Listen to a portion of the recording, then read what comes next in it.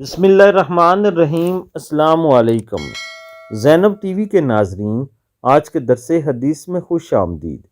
ناظرین اکرام، آج کے درس حدیث کا موضوع ہے سونے سے قبل کے اعمال۔ اکرام، سونے سے پہلے یہ دعا ضرور پڑھا کریں۔ اللہم باسمی کا اموت و احیا۔ 4 مرتبہ سورہ فاتحہ پڑھنے سے 4000 دینار صدقہ کا ثواب ملے گا۔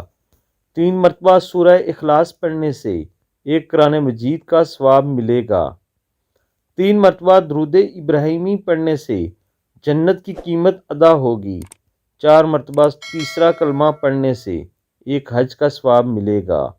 21 مرتبہ بسم اللہ الرحمن الرحیم پڑھنے سے اچانک موت سے محفوظ رہے گا۔